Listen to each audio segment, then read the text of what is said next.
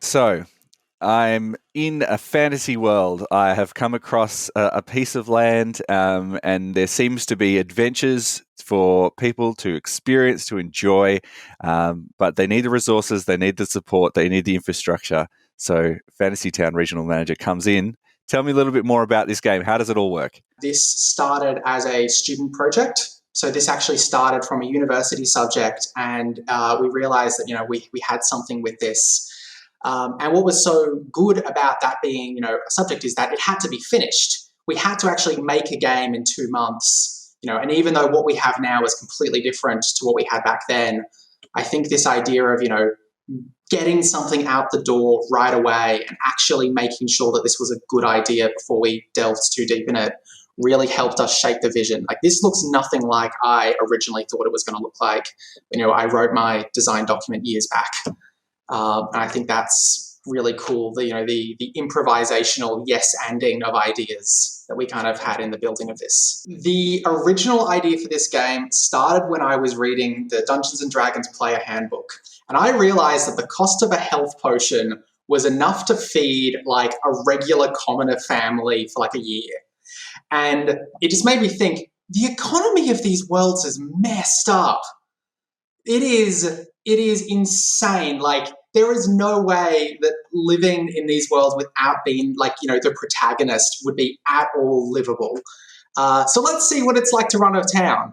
Um, and this whole thing sprung up from this concept of like, in adventuring towns, if you're playing Diablo or whatever, every shop is a blacksmith or a weapon upgrade shop or a herbalist or whatever else.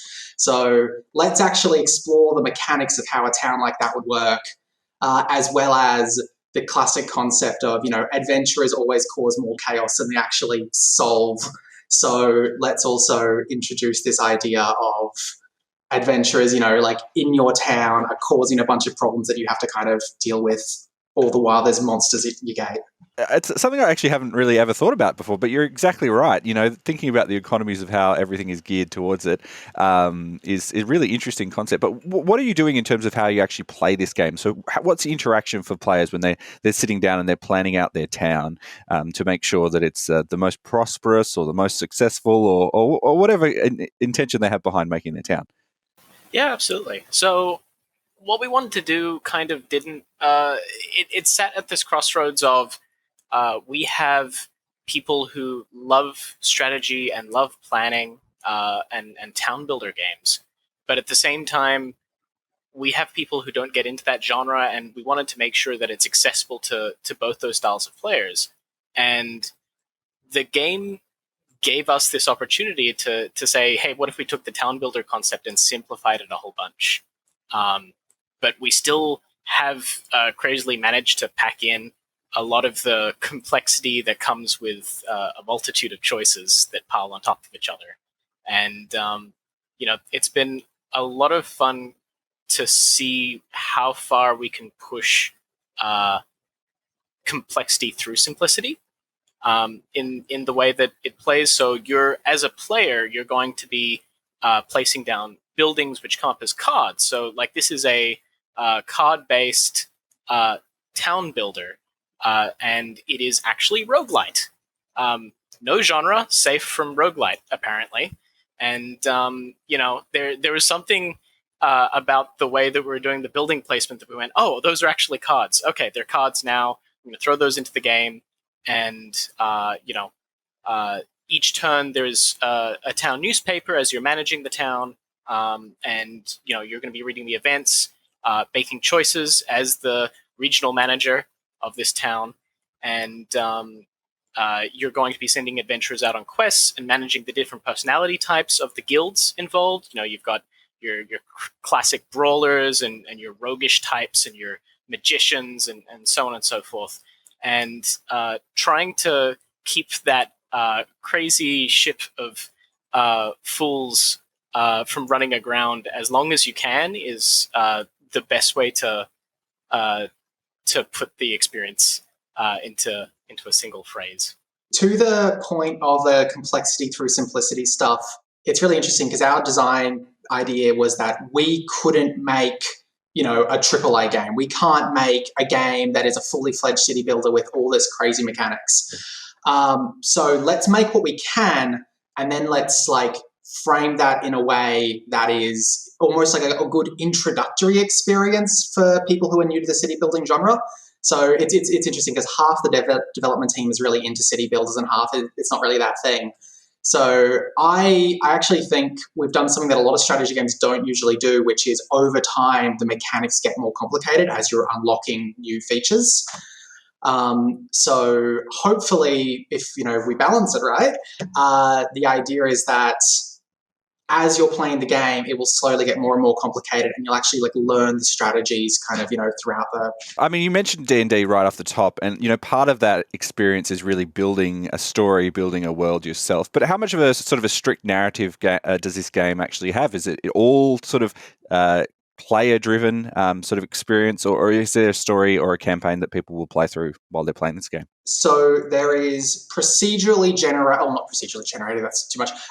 There is a set list of stories that kind of will happen throughout your town, and they get picked based on kind of like what stage of, the progression of the game you're at. So some of these stories, which are pre-written, newspaper events that can go on for multiple days, and they will result in, you unlocking a new building to play with or some other upgrade.